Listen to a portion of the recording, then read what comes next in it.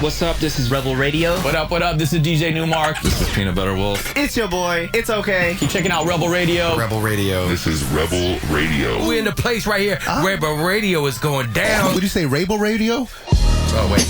Let's do it again. Rebel Radio. Welcome back to Rebel Radio. My guest today, Newmark from the legendary Jurassic 5, among other things. We're going to dig into having me, Josh. Today. Thanks for having me. Thanks for being here.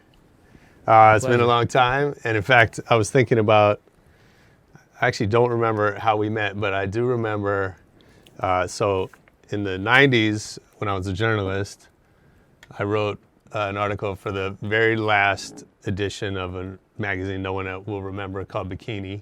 I like the title. And yeah, the world's greatest men's magazine, so they say, except they went out of business after this. And it was my first piece for Bikini, but it was an interview with Jurassic 5 in which they had a segment that they had musicians test driving cars. Oh, I remember this. This was dope. Yeah, so we went and test drove a Lexus LX470. Yeah, I remember. It was dope. It was like off-roading. Yeah. Damn, you tripped me out with this one, man. Right? And here's, we'll put up a picture, but here's Newmark looking very young. Actually looking just like you are today, so you're aging really well. It's good you don't have the picture of when I used to have my beard up to my like lower eyelash, and nobody in my group told me I looked like a fool. But yeah, I look close to the same. No, that was dope though, because I mean, you know, as a journalist, like you sit down, you do an hour interview, but this was like a full day. Yeah. We got to really get into it and have some fun with the car. I think somebody was like wilding out with the car, trying to jump over stuff. Yeah. I forgot who. Might have been Soup. It might have been Soup. Somebody was having fun though. I remember this was. I had a great time. Yeah. Yeah, I remember this specifically. Yeah, that was having fun. A great time. So I felt like we knew each other before that. But yeah. So what were you doing before Jurassic? Well, I started out doing a lot of house parties, actually. Okay. I was a mobile DJ, and I used to carry a bunch of equipment in the back of my ride and have to fix my ride every few weeks and all that good stuff. And jungle juice spilling onto the mixer and turntables and, you know, wild house parties. And then... yeah. That's back when you had to carry your records. Yeah. 7 crates of records. I remember that was the magic number. 7 was the magic number. And then I slowly kind of got into, like, DJing a few clubs here in Hollywood and LA area, and then I met the group shortly after that. But I was always making beats during that time. I was always a producer. Actually started producing before I was a DJ. So was there a day when you woke up and you're like, this is my career now? Yeah, there was actually a very defining moment. What happened? I knew I always wanted to be a musician. I started playing drums seriously around 12 years old, but I wanted to play at 7 and kind of toiled around with it at 7. But nice. 12 years old is when I like entered the jazz band in junior high and all that stuff, and started playing and got into drum battles. I used to battle the drummers at that time. And then as time progressed, you know, and I started getting into high school and getting ready for college, my mom was adamant about me having a backup plan, and so I was studying to be an X-ray tech. Oh, wow. Yeah, radiologic technology. And I had a defining moment. An exciting field. Yeah, very exciting, yeah. But I had a moment in class where I just, you know, had this epiphany where I was just like, you know, I can't really afford to daydream like you could at an insurance job about music. Like, you know, if you're behind if you're in a cubicle, it's one thing, like, damn, right. Really cool to make this one song when I get home or whatever. But when you're in a hospital, you're taking care of people. So I walked out of class, and I shortly after J5 went gold, and then I haven't stopped touring since. Really. Oh, so you were in J5. Yeah, I was actually showing up to the recording sessions with a lab coat and a tie during that time because I was doing, you know, hospital work at the time because I was in like lab practice at that time. You know, lab work. Yeah. So I just had that moment where I was like, I can't do this. Like I gotta go 2 feet in. You know. Everyone says don't put all your eggs in one basket. You get a lot of weird advice growing up, especially from relatives, and none of that advice really worked for me. But you know, I'm not saying this works for everybody. What happened to me, but it was just my path. You know. Was there any advice did you get any good advice? My dad actually always gave me good advice. My dad was always the one like, you know, what are you doing? Why are you in an X-ray program? You tripping? Like, my dad was like always like, what do you mean? You have no interest in science. What are you doing? You know, like, but like, you know, I was closer to my mom, you know, so I just, you know how it goes, you know, and you at a young, impressionable age, and you're trying to find the right route, and you see other guys caking off, making money, and DJing everywhere, or, you know, making beats for all these groups, and you're like, man, I don't know if I can get to that level. You have a lot of doubts when you're in your 20s, early Sure. 20s especially. So I had those doubts just like everybody else. But at the core of it, I knew that I loved music, and that's what it was going to be. Mm-hmm. And at that time, I mean, that was such a special time for hip hop. Yeah. And J5, I thought, played such a interesting role in that era, as far as you know, hip hop was really coming into its own, and growing as a culture and as a musical style, and then J5 was kind of a bridge to the world before that. Yeah, we had a really interesting group. I mean, what I loved about that era the most was the feeling that there was good, healthy competition, and like even within groups, like if you like study Wu-Tang, like you could feel like they were competing with each other, like not like on some animosity, but just like on some I'm just trying to outshine. Yeah. You know what I mean? And there was a lot of that going on in the whole landscape of hip hop at that time. You know, De La Soul sounded nothing like Public Enemy. Public Enemy sounded nothing like Juice Crew.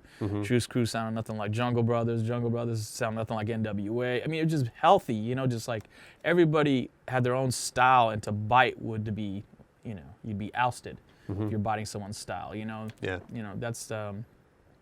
Today it's a little bit different, you know. It's almost like if you fit in the box, you're more accepted. So, but I loved that era, and I loved what we contributed or tried to contribute during that time, and I just had a good time. I loved it. So what about? I mean, you guys also stood out being a group with 2 DJs, which is pretty rare. So were you and Cut Chemist competitive? Oh yeah. Yeah. No, I mean.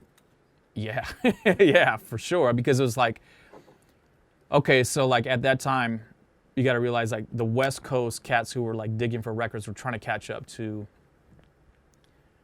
Pete Rock, Q-Tip, Diamond D, DITC, Digging in the Crates crew, everybody who had already been really digging deep and was unearthing all kinds of beautiful things off of records from the 60s and 70s. Yeah.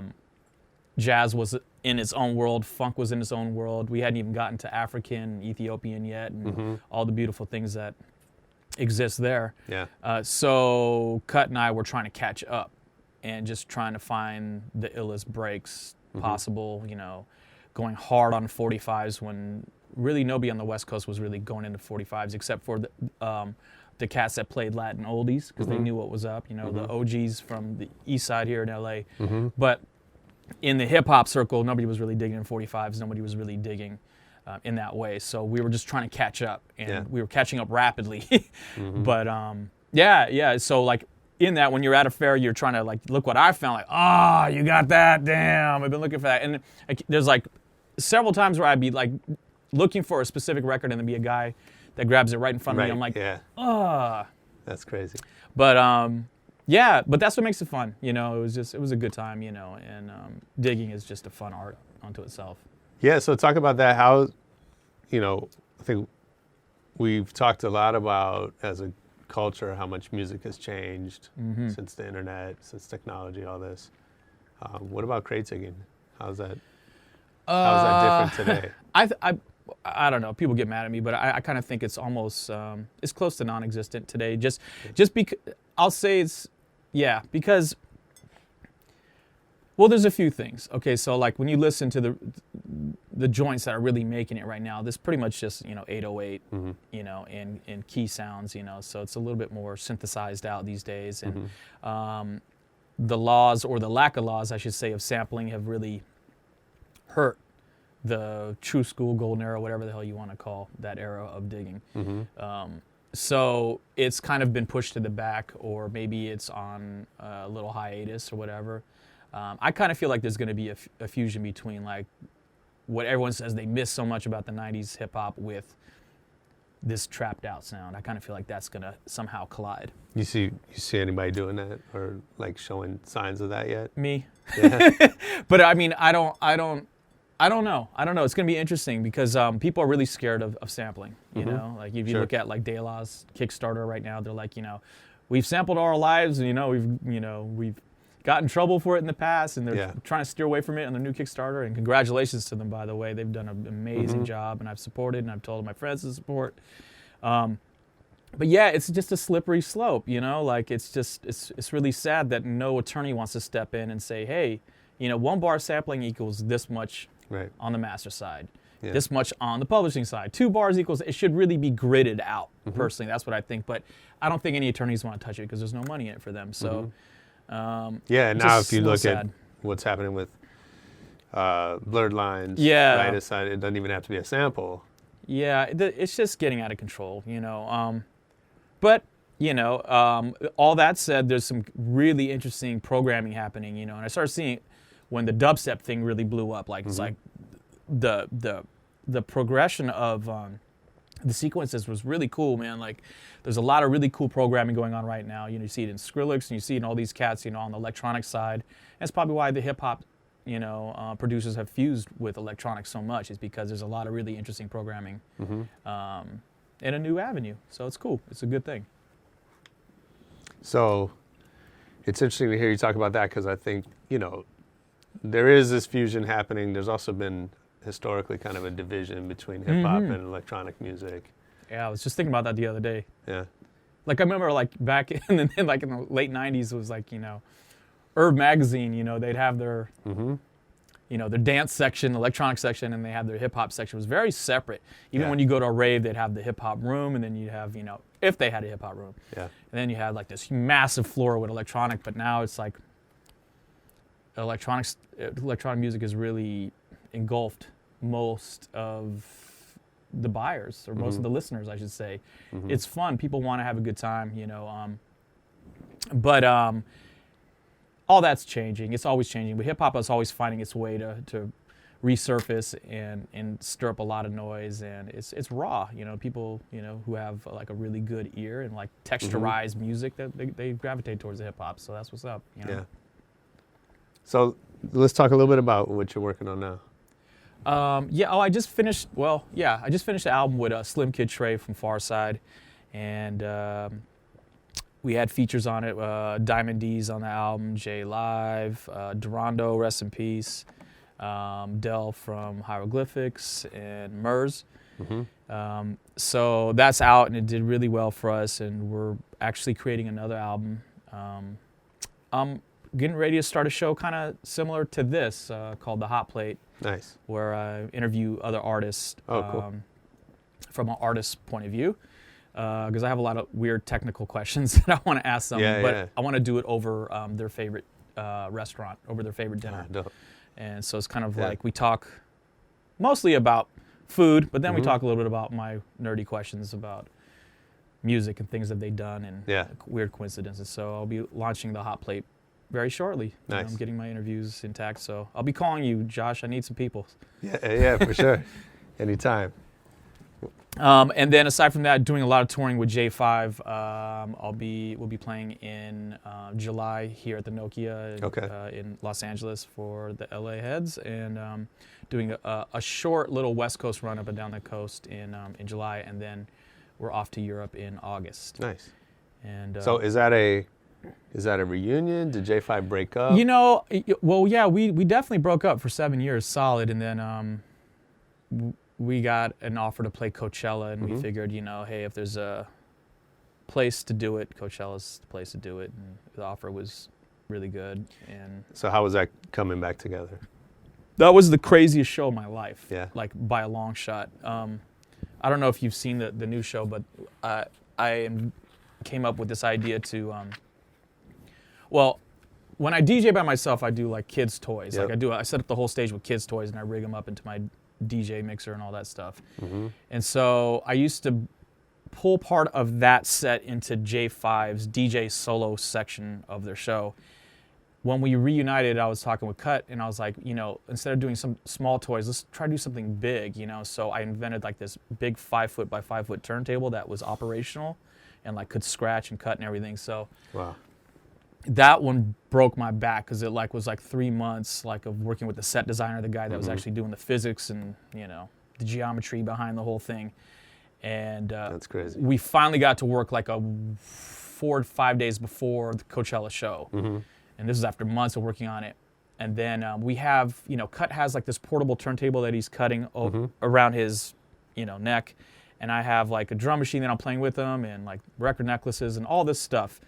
Necklaces trigger 808 sounds and stuff. So anyway, I'm going too long here. But anyway, 5 minutes before we're being pushed out on stage at Coachella, our engineer drops Cut's turntable on the ground, and the needle shatters into all these little pieces. And no way. It's not like a record, regular DJ needle. It's like a custom needle. Uh-huh. So as that happens, Sir Paul McCartney just walks up. And I'm like, what the hell is going on, man? This is crazy. So I'm like, do I help Cut out with his needle problem, or do I take a picture with Paul? And I'm like, let me get this picture with Paul. Yeah. And so I get the picture with Paul. As I finish with that, Z-Trip walks up, and he sees Cut just flipping out, which Cut never flips out because he's always cool as a cucumber. And then I give Z my DJ needle from my turntables, and he just pulls just the needle out, which is kind of crazy in itself because they're just so flimsy. And he super glues it and then scotch tapes it into Cut's portable turntable, and is blowing on the super glue as they're pushing his riser out on stage, and Cut's on the riser. Yeah. So everyone's freaking out. So we're we haven't played in 7 years together, and we have to come out, smash, and how it is, man. It's just total freaked out. And no, I don't know how it is. Yeah, well, we were freaked out, and then the show went over great, and everything worked. Sure. But we didn't know it was going to work until the DJ solo happened, where it's oh, I hear sound.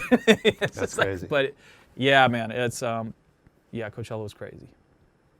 And we haven't, to answer your question, no, I don't know if it's a reunion tour at this point. I think it's just we're celebrating the box set that we have out now. We did a really nice box set for anybody who is interested in the Quality Control album. It's all the behind scenes footage inside there, and it's really cool. It's a good box set. Wood grain logo on the front, and instrumentals and vocals. Nice. Yeah, man. So I've been watching the toy set online. Cool. It's unbelievable. If you haven't seen it, it's unlike anything I've ever seen. Thank you. How'd that happen? Well, I had these two toys. Well, this one toy called Music Blocks that I was introduced to, that I was blown away by because it sounded like an SP1200, and I was like, what's up with this? And then I ended up buying 6 of them because I wanted to see if I can make something out of it. And they have all these interesting cartridges, like a jazz cartridge and a Brazilian cartridge, and all kind of African. And I was like, what's going on? So then once J5 did break up in 2006, I was didn't know what to do at all. I didn't know what I was going to do in my career, if I was just going to be just a producer, if I was going to stop altogether and just regroup or whatever. So I just thought to myself, well, what would happen if I just filled the whole stage up with kids' toys? Could I get something that actually sounded decent? And so my mind just kept kind of turning, and I came up with it. And it did well for me. And I'll be doing Red Bull 3-style championships in Japan this year. Oh, nice. I think that's in, I want to say September. I might be off, but so I'll be doing a new toy set. I revamped the whole thing with the exception of Maurice the monkey. He's the only one that stayed. Sure. So, And the rubber band? The rubber band, I took that out of the routine because I think it had its proper shine in the video that you saw. Yeah. The rubber band is an interesting one because I used to do it with a really thick rubber band. I attached the rubber band to a needle and play it like an upright bass. But on the new one, I just pulled a really small, thin rubber band, and it actually cuts through better. It sounds more like a guitar or something. So, just having fun, Yeah, I know I can't cut like Hubert. I know he mastered this. Sure. There's certain DJs that have mastered Yeah. That's kind of also my mindset. Like I was like, well, I'm not going to be like the master of the cut. Like I cut, you know, I can do doubles and flash and all that stuff, but like I'm not going to be a master of it, nor do I really want to be, you know? Like I want to I just want to look at the turntable in a different light. So I shot the new toy set I'm talking about with Serato, by the way. Oh, cool. So that'll be coming out pretty soon. Yeah. Huh.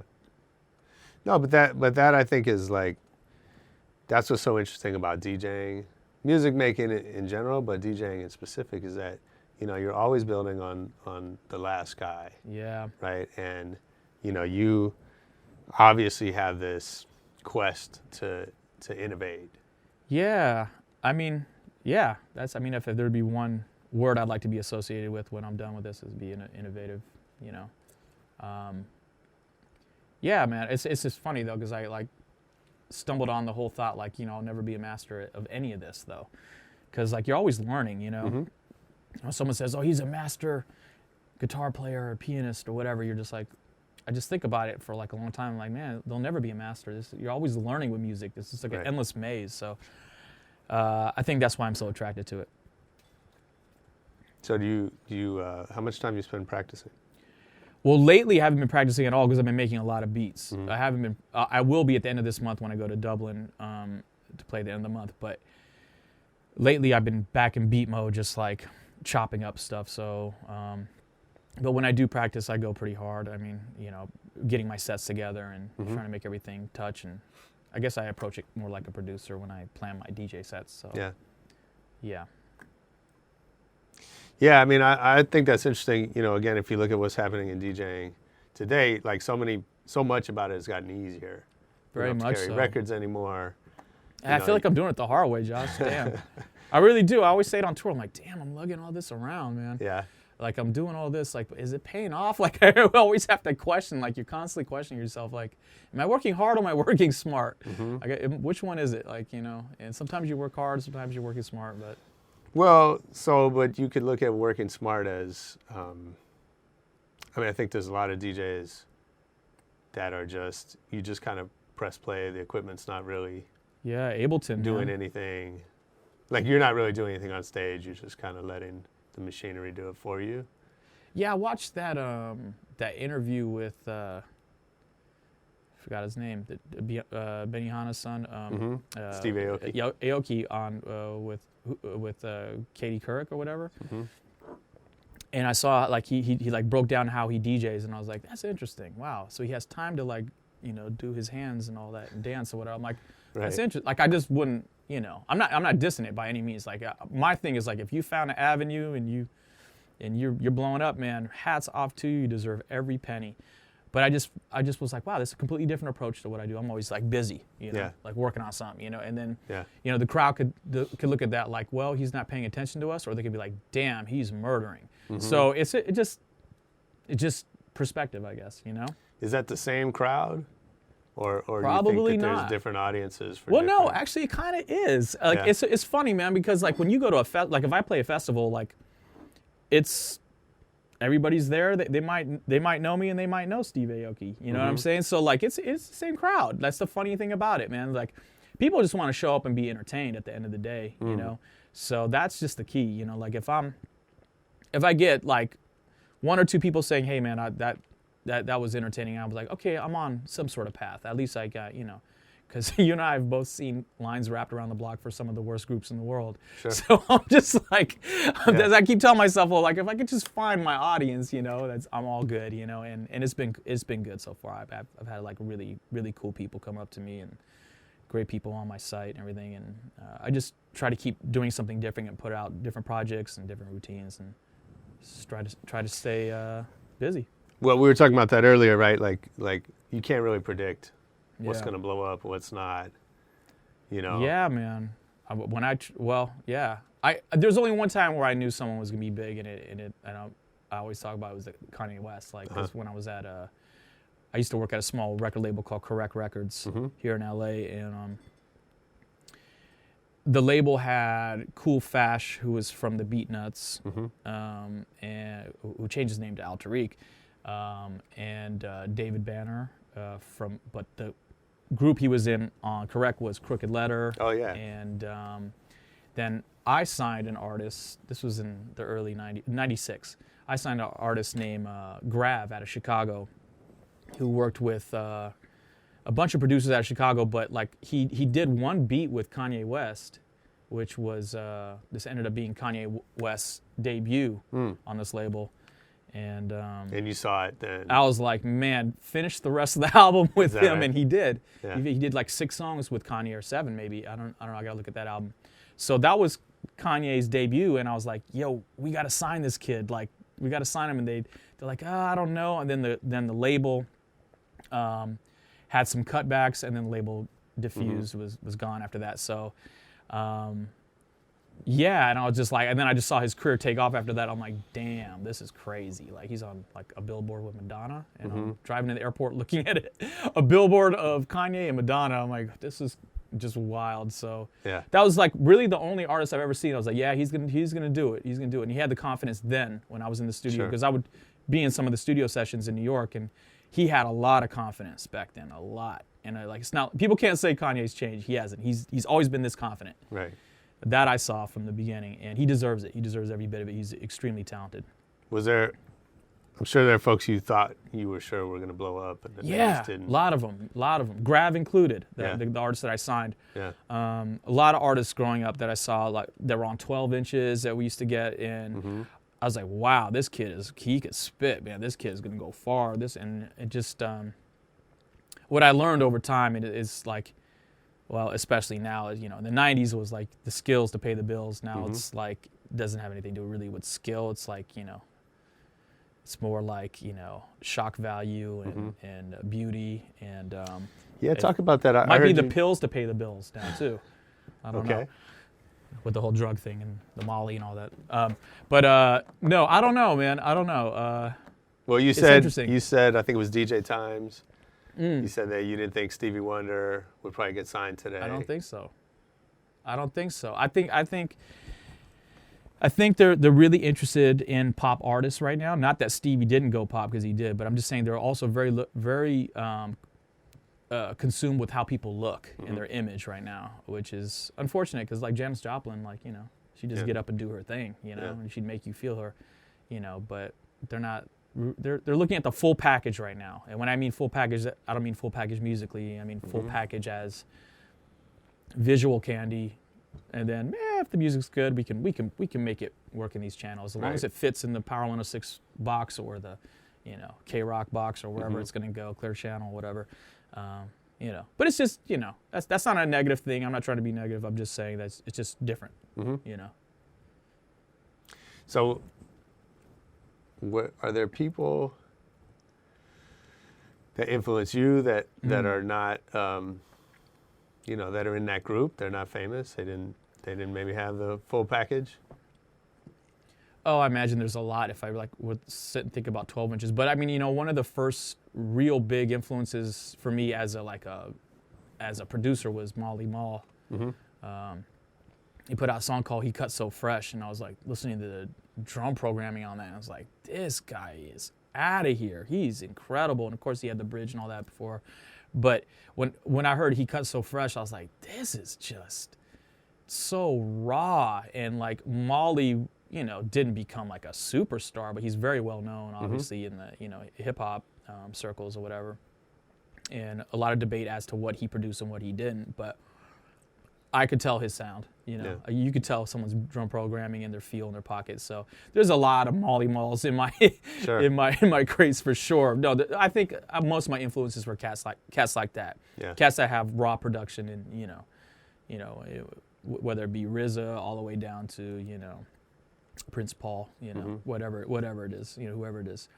But no, a lot of them is like that, because I can hear artistic integrity, Well, that's one of the dangers. I know we're not going to be negative on this show, but I think that's one of the dangers of where music's at right now. Is I think that, we talk about hip hop. Hip hop needs those influencers. We need the Cool G Raps to inspire the Biggie Smalls, right? Yeah, it's just balance. That's how I look at it. Like, that's what I liked about the era that I grew up in was a lot of balance. Like you definitely had pop artists. Like you had Prince. Yeah. You know, Prince was there, but then right next to Prince there was the movie, you know, Beat Street. You know, and then from Beat Street you had, you know, Soul Sonic Force, and you had all these things that were connected, and you knew what Michael Jackson was, you knew what Prince was, but you also knew who the Fat Boys were. You know what I'm saying? Which I really like that. I love, you know, I love diversity. You know, I don't like hanging out in one neighborhood where it's just, you know, all white people or all black people or all Latins. I like diversity, like, you know, and I like that in my music. I like that in my food. My girlfriend can attest to that. Well, one day we'll have sushi, next day we're going to having Guatemalan food. Like, I like diversity. I like mixing it up. I'm the and same way. same thing with music. It has to be, you know, right now I'm on a big, you know, Middle Eastern kick where I love Middle Eastern music, you know, like funky Middle Eastern, like Turkish music, you know. Really? But last year I was, you know, listening to more Ethiopian, and I'm listening to Ethiopian now, but I like, it changes from year to year, you know what I mean? And it's like, it just keeps you alive, you know? And I just wish the pop landscape or, you know, the pop landscape had a little bit more diversity. That's it. Sure. What, you just said something that I want to build on. Oh, do you remember your introduction to hip hop? Yeah. When I was in my jazz band in junior high, I was my best friend played bass and I played drums, and we'd walk to his house every day after school and practice our breakdancing moves in his living room. And his uncle lived with him, and he would make these mixtapes for us. He was a DJ, and he'd go to New York every few months, come back with records that we never heard. There was this cool little slice of time in the 80s where we would get records 4 months, 5 months, 6 months down the line later than New York. Right. Pre-internet, obviously. Yeah. And so that was a really exciting time. He's like, oh, he went to New York. What did he bring back? So that we looked forward to what he would bring back. So one day I watched him DJ, and I was like, that's it. Like, I can't look at playing drums and mimicking like John Bonham's break from Led Zeppelin the same. Like, I can't look at it the same. So like, I had to get a drum machine to find out what the boom was all about and the 808, and I had to get turntables to figure out how he was repeating the Duck Duck Duck off of Malcolm McLaren. Like, I had to figure it out because it was like literally driving me crazy as a 13-year-old kid. Like, I couldn't take it anymore. My mom was gonna lose her mind with me asking questions and, can you take me here? Can you take me there? Can you drop me off at this UTFO concert in Anaheim? You know, my best friend, and my mom was the best. She was like so supportive of that. God bless her. Was that your first hip hop show? Yeah, UTFO it was UTFO, Egyptian Lover, Sir Mix-a-Lot when he had Square Dance Rap. Somebody else was on that bill. I forget who. And of course UTFO was the headliner. But so my introduction was really hearing my best friend's cousin playing Buffalo Gals, and Roxanne was the first record I bought from UTFO. It might have been that he was playing. I know he was playing all that stuff at that time, but that was like, it got me. Like, that's it. I bought a pair of beat up servo turntables that were belt driven, like not even Technique 1200s. Like, sure. So of course. Then I started doing house parties. Yeah. And so at 13, you know, you're putting in all this time. Most kids are out, you know, riding skateboards or chasing girls or I was home on whatever. the weekends. I was home every weekend. My mom was like, well, you know, 'cause my mom was always like, you could do whatever you want, just don't do drugs. That's how my mom was. My mom was like really like hands-off approach to parenting. And like, you know, like she would let me But that's how it was back then. I mean, yeah, it was. But like, I remember watching The Exorcist at like 9 years old and walking home at 12:30 at night. Yeah. Like through my neighborhood, freaked out. I'm sure. You know, like totally shook. Like, yo, I'm not gonna make it to the crib. The devil's gonna grab me behind this bush. And I was like, I came home. She was like, "What the hell happened to you?" I'm like, "Man, we saw this movie called The Exorcist." And my stepdad at the time was laughing. He's like, "Oh, maybe we should write a note to the producer." But yeah, man, like she just had a really hands-off approach, and it really helped me as a musician. You know, like, or as someone like wailing away at the drums in my bedroom, you know, and playing repeating parts on turntables that must have been so annoying to her. Like, imagine hearing the same thing repeated, you know. Sure. Tina got a big old butt. Tina got a, just Right. repeating, you know, like, just must have drove her crazy. And Yeah, she let it happen. that's right. What do you Yeah. think? What do you think you sacrificed to get to this point? Everything, man. A lot of things. Well, my schooling, for sure. A lot of girlfriends, for sure. I guess, like, outward appearance at a young age. Like, I didn't care the way I looked, and like I used to drive this Volkswagen diesel Jetta that was beat up, you know. Sure. But I would have big Cerman Vegas in the back of it, like, you know. It was just I was just a quirky dude, just trying to. I just wanted, all I cared about was music, really. Yeah. You know. And yeah, you know, food. You know, there's an old saying that that Cut came up with is like either you eat or you dig. You don't do both. Like either you're digging the whole day or you're eating. You know, you can't eat while you're digging. We're off to the next spot. Let's go. And it's true. It's just like, so food, nutrition, keeping up with my physique, all that, everything. Yeah. That's the price, though, right? Yeah, I love it. Now it's all more about balance. Like, you know, as you get older, you're like, okay, I got to balance. I got to spend some time with my lady. I got to, you know, I got to try to eat right sometimes. I got to try to, you know, walk the dog at least for an hour every day, you know, something, you know. But back then, you're just like scrambling to figure it out because it was like a rat race, you know. You know, I talked to a guy once who's an older guy. He's like a top 5 violinist in the world. Oh, wow. Like classical violinist. Wow. And I asked him about practice. And he said, you know, he's in his 60s. He say practices 4 hours every day. Yeah. And asked him, you know, what do you do for 4 hours? Like, don't you know everything already? And he kind of said, you know, a lot of it's just keeping, he said it's like pulling up weeds. It's like keeping the bad habits from creeping in. That's a good analogy right there. Yeah. I know when I'm like scratching or practicing cuts, there's a lot of bad habits that come into play. It's like, why would I do that? Like, that sounded so whack, and you try to get them out. That's true. They are like weeds. Yeah. That's interesting. So I got to talk to you something about very serious. Okay. Being a white guy in hip hop. Yeah.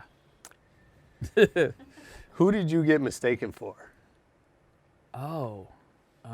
Well, you know, it was a really big thing in the 80s, man. Like when I would DJ house parties, later on it didn't become such a big thing, but in the 80s it was like, yo, all the white boys getting on, pre-beard. I think I had a goatee at the end of it all, but We all that had was a goatees. big thing. That was like a big thing. But later on, you know, like now it doesn't mean people don't even give a shit. But who did I get mistaken for? It's not really anybody. At one point, someone said MCA, but I didn't get a whole lot of mistaken fors, man. No. Okay. I got Rob one. Oh yeah, you do All have the some. time. You got some resemblance to Rob. But here's the thing. So Rob was a legendary DJ. Yeah, rest in peace. Rest in peace, Rob. But he had like his hair was down halfway down his back. Yep. My hair was always short. Right. And people would come up like they knew me, like they knew Rob really well, and I'm like, don't you notice Yeah. his hair? And then Truly Odd. I used to always get Truly Odd. Okay, I can kind of see that. And That's when your eyes are a little bit more broken, though. The Truly Odd one. probably. Yeah, Rob, I can kind of see. So Truly Odd, I was in Miami at How Can I Be Down? Yeah. And I think it was Teddy Ted. Right. It was is like yelling, Truly Odd, like from across the room. Oh, shit. Like so excited to see Truly Odd. He hadn't seen him in a bit, I imagine. And like he would not, and I was like, I'm not gonna look up. Like I'm just not. I don't feel like having man. this because That's terrible. He obviously knew Truly Odd so well that he was excited to see him. But it happens. Yeah. I mistake people all the time. I just thought it was funny. Yeah, especially yeah, I've people you done haven't it. seen in a minute. You're like, oh, what's up? Man, I talk to people all the time, and I'm like, yo, I haven't seen you in a long time. How's Brazil? Brazil? You know? Right. I'm not from no Brazil. Yeah, that's funny. Never even been to Sao Paulo. Right. No, it happens. But no, I didn't get a lot of that, man. I get a lot of people, I know you from somewhere, but I don't know where. You know, I get a lot of that, but I don't get, Sure. I don't get like, yo, what's up, Everlast? Like, Right. I don't get that. Like, I just don't. Well, but yeah, a lot of people are like, well, what are you? What do you mix with? Whatever. Is that right? Are you from LA? I'm from LA. My family's Persian. Okay. And my dad's side's white and Czech and Polish on his side, and my mom's Persian. So people kind of can't figure me out. Sure. Yeah. That's funny. Truly odd, huh? Yeah, I didn't really see it, but you know, I we're don't about see that. I don't see similar that one. build and hair, you know, like color. Yeah. It's I about don't the see it. same. Nah, I didn't really see it. We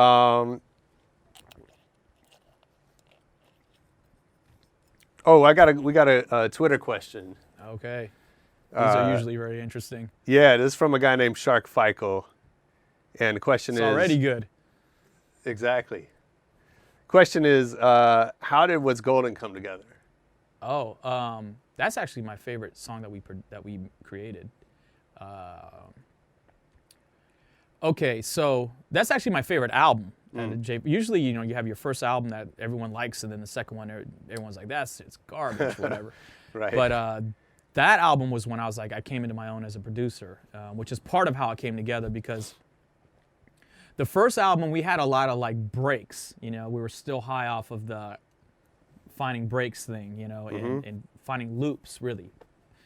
And so the next one, I was like, man, we need to introduce a little bit more low end into it, and like it needs to hit harder. Like there was some criticisms that I didn't like, and that just weren't me, because I like to chop things. So I remember hearing a lot of criticisms and reading a few reviews, which at that time was the last set of reviews I ever read. I haven't read reviews since like late 90s. Yeah, so, good for you.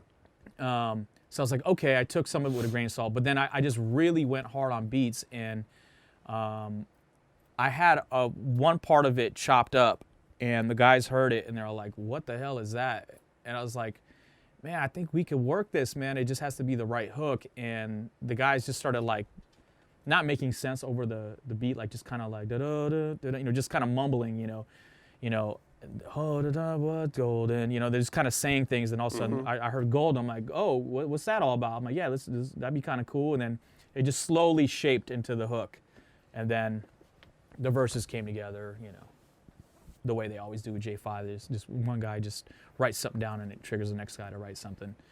They very much played off of each other, like whatever the last guy said, kind of So thing. everybody's writing together. Yeah. Yeah. J5 typically everyone wrote together, depending on the mood, Right. depending on Sure. how much touring we've done Yeah. before the recording session too. Right, I'm You sure. know, because Too much time in the bus. oh boy, I call it jail on wheels. Yeah. But it just depends on how much, you know, of the rock star dream we're living on the road. But that particular song was birthed out of my studio, which was a house I had just bought, and everyone was rushing me to fix up the house, because the house was it was like the missing tooth of the block. It was like this house was terrible, man. And I did so much to it, like including building a 2-car garage studio inside of the house. So they were like, come on, we got to record the new album. Come on, like, you almost done? Because we were transitioning from working at Cut's mom's house into moving into my own house. So I was rushing to finish it. So I knew my speakers once I got everything up. I'm like, oh, that's how it's supposed to sound. Because, you know, I don't know if you ever like mix down anything in studios, but you go there and you come home with it.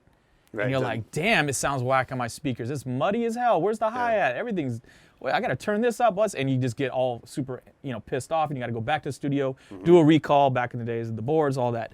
So now I have my own studio. I have my own, you know, 1688 or whatever I was using back then. And I was like, oh, so if I put on this Dre record right now and listen to these speakers and then compare it to my mix, I'll really know right here. Gives you a and reference. that helped me. That's when I was like, okay, Power and Numbers album was gold, and I fell into my own as a producer. I'm like, Yeah. for me, I know I need my own studio, because I need a reference. At other studios, I really couldn't reference because I didn't understand their speakers. Even if I brought Dre's record over there, or like a DJ Quick record that was EQ'd right, I still couldn't. I was like, yeah, his is shinier, but I don't understand these speakers still. Like, I don't understand like how much. So it got technical, you know. Yeah. And for me, I need that side. You know, I wanted to hit right, and What's Golden, I think, did. That's cool. So you've done a good job with your website, your social media, feels like you're pretty connected with fans that way. Trying. It's hard, man. This is like a new era, right? It's like you gotta always like people today want more. Like, you know, they want a interaction with their artist. They want a personalization with the artist. Whereas back in the days, like, I'm walking off stage, I'm not signing an autograph. I'll see you guys in 4 years when the new album's done. Right. You know, that's how all artists used to do it. Like, they'd peace out and be like, oh my God, he's so mysterious.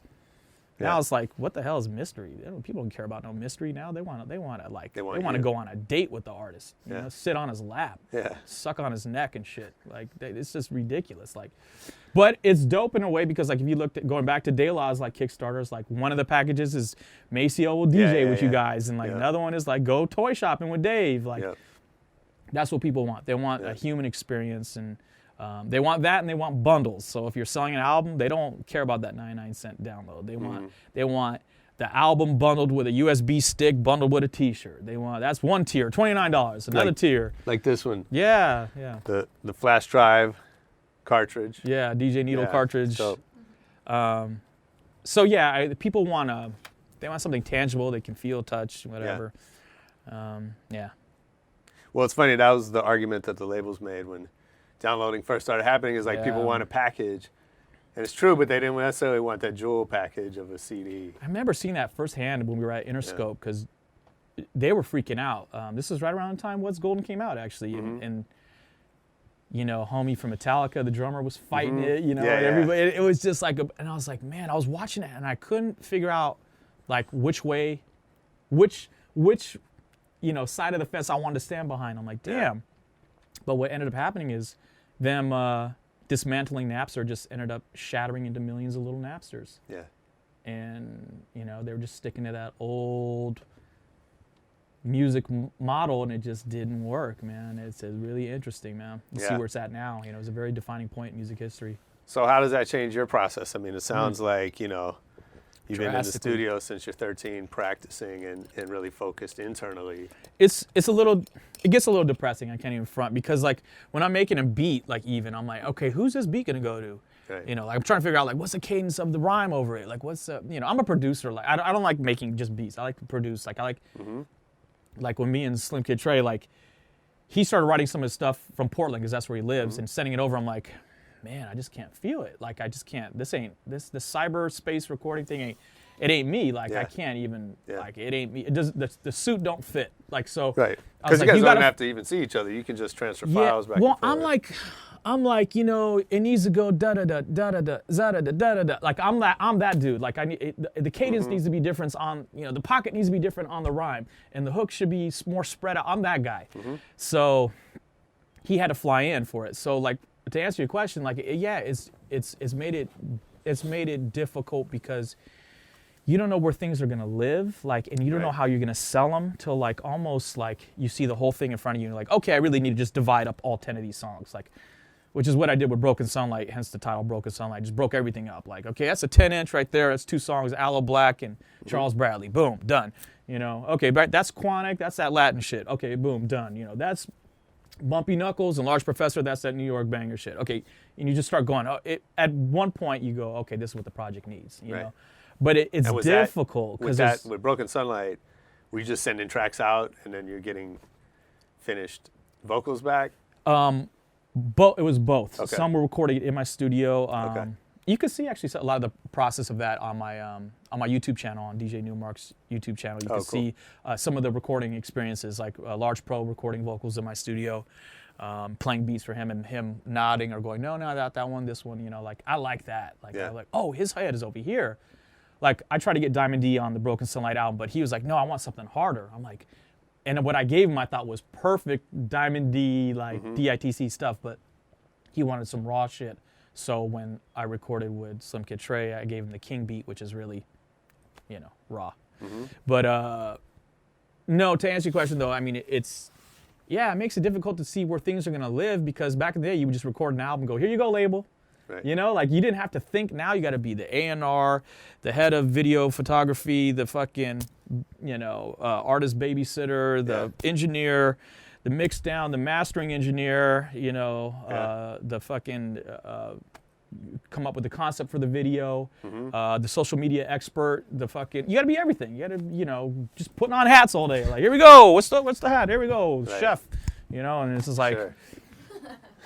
It's like it's like the real cats are surviving. Like the cats that are supposed to be here are here. Yeah. You know what I mean? Like, and I don't mean the cats that are just putting stuff on the internet. I mean the cats that are like actually around creating music that people are still kind of talking about, or those people really deserve to be here. As much as the one-hit wonder dudes that are just surfacing now, they all deserve to be here. There's room for all of us. There's not this. I don't like when people go, oh, that dude's whack. He just had what's this what's this dance he got hype off? People got hype off of, or what's this one-hit wonder? Nah, they're supposed to be here. It's all checks and balances. That's like this. It's just balance, it's just balance. Like that leaves room for you to do this. So everybody's crammed up on this part of the painting, like trying to do electronic fucking. Oh, and there's all this room on the canvas. Go over here, motherfuckers. Like, make some shit over here. Like everyone's crammed in this little box. You know what I'm saying? So, no, like there's room for all of us. Yeah. Yeah, I agree, and I think that one-hit wonders it's an interesting. I don't want to call it phenomenon because I feel like that's actually the norm. Yeah. Right. That if you get a hit, you're not necessarily more likely to get another one. And in some ways, it's hard to get another one once you come out with that first one like that. Yeah. Like that Korean dude, I forgot his name, Psy. Oh, Psy. Yeah. Like that dude came out like guns blazing with that. It's like one of the biggest records ever. I remember going to Korea when that happened. I was like, right? Billboards of him and like, shit, I remember seeing Korean billboards here in our Koreatown. But, man, it's hard to follow up. Sure. And it's hard for people to take you seriously, too, when it just comes out like that, too. So it's, everything has its place. Yeah. Well, what was it you said before the interview about your first record? My first record. You said you have your whole life to make your first record. Yeah, you got your whole life to make that first record and just a few months to make that second, Yeah. So it's a it's totally tough. different experience. It's tough.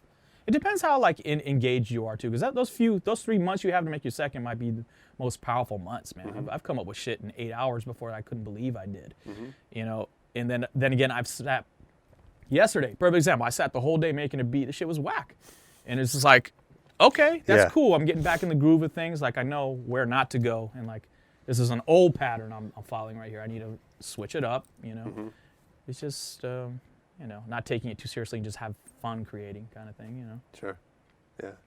So what about new cats that you're checking for? I like a few people. This kid Anderson Paak, I like him. He has a good spit, man. He has a lot of energy. Okay. I work with Tehran and Aomari on my album. I like them. I haven't heard their new album, although Tehran just sent me his new album. I need to peep it. But I like his spit too. He has a good his voice fits and everything. DJs, I like this kid 4 Color Zach. Yeah. He's sick. Red Bull champion, killer. Really creative behind the turntables, like recreating songs and chopping up things. I like Nipsey's hustle, literally. I like his hustle, that whole, I'm selling my album for, how did he do it again? He did like $100 for his album or some shit, or $100 for his mixtape, or sold them all. Yeah, dude smashed it. Like really? Jay-Z bought 100. Like I'm like, okay, dude, you're killing it, dude. That's what I'm talking about. Like, do something different. Like, have fun with it. Like, I love that. I love seeing like new artists just come up with innovative ways to market themselves as well as create in the studio. Man, it's so important. Like, because we used to say it like as a cliche, like in the '90s, like, oh, it's 90% business and 10% artistry. Right. Now it's really like that. Well, I think there's a difference if you're saying that as a complaint versus that's the reality and you got to adapt to it, right? Yeah, it's just a lot to do after you finish the art. Like, you can create some of the illest shit ever right now, and it's like it can just get lost. Like, and that part, I think, is the only part that I really feel pressure. So it's like, damn, I created something really good, man. I really stand behind it. And then like when you play it for your because your closest friends always front on you. Of course. They never say, yo, man, Josh, you murdered that shit. Right. Your closest friends never do that. Is it's that always good? like, nah, that means they love you, man. That's what's up. Like I know, like my best friend Amani, like this last album I did with Tre, he was like, man. And like, it meant a lot coming from him that he liked it. But it's one thing when a fan comes up, you know, like a J5 fan or a Newmark fan or whatever comes up. You're like, oh, cool, thanks. You know, I appreciate you coming up to me. I'm not saying it doesn't mean as much, but Right.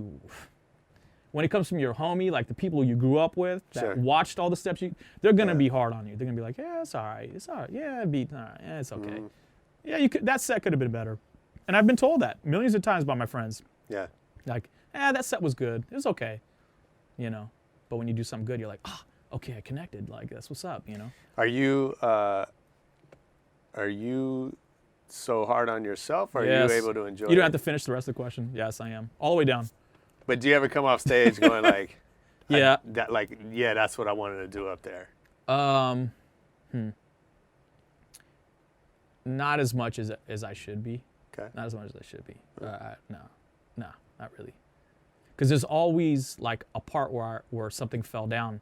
The audience might not have heard it, but I was like, nope, because I'm a producer. I like things funneled to a pinpoint, Right. sharp.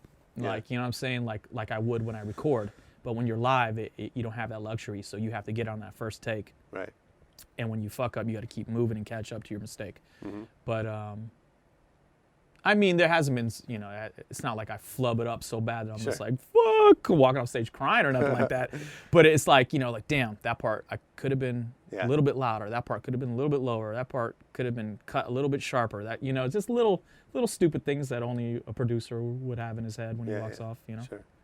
And do you do that with other people, or do you go? Yeah, well. So, what have you seen? What's the best DJ set you've ever seen? Oh, you mean when I'm watching a show? Yeah, The best DJ set I've ever seen? Yeah. Oh God, man. Or favorite DJ? I really like watching DJ Scratch. He always comes up with something innovative. His confidence shines through his turntablism for sure. Of course, Qbert, you know. I love my man J-Rock. I think we're kind of cut from the same cloth, just the way we approach funk. Yeah. And our appreciation for James. Zach, like we talked about, Four Color Zach, I think he really executes really clean. Jazzy Jeff, pretty much every time I've heard him, he's just like, it looks effortless for him. You know, there's some people, it just looks like they didn't need to practice. Right. They didn't need that 4-hour violin practice. They just was like, oh, get up, have some Wheaties. What the fuck was that? You know, there's some cats that are just ill. Yeah. Like, you know, the first DJ that got me really, really into like being a battle DJ or whatever early on was Aladdin. And he was one of those kind of cats where I would watch him in seminar tapes and just like, this dude is like the funkiest. Like him and Steve D, like on the East Coast, Steve D, West Coast, Aladdin. I was like, this is like revolutionizing DJing. Like if you're not funky after this, you're kind of fucked. Like if you're up there DJ Mick Stifferson, like doing some whack shit, it's over. Like these kids were doing really, really innovative, fun things on turntables. Man, Aladdin played my first show I ever did. Really? 93. Damn. At Glam Slam.